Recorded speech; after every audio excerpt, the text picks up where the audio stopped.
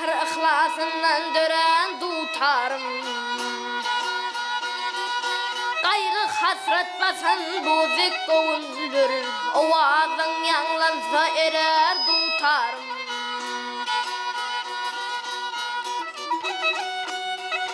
Oğlun bağışın oğlunlukta oynani, çuval bağışın manına boylani.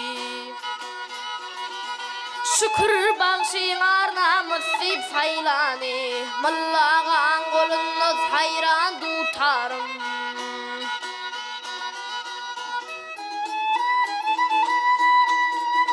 Perdelerine müngläp mukam gönlümi, insan oğlu seni dinläp kanmımi.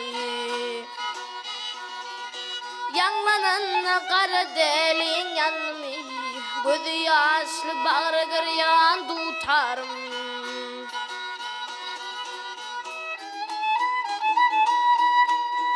Ay ne acap yanlan ya pürlağa pindi. Ne acap yanlan ya pürlağa pindi. Senedin har saklan dayanamaz şimdi. Han Sehit Ussanın Ussat perdendi, Cebbar bilen bağa giren tutarım. Bu Türkmenin goşa goşa teci var, biri maltımlı biri goşa tar.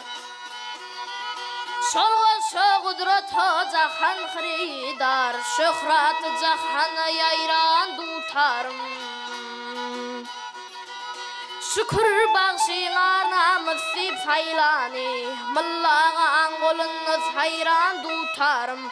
Halipan golunuz hayran tutarım.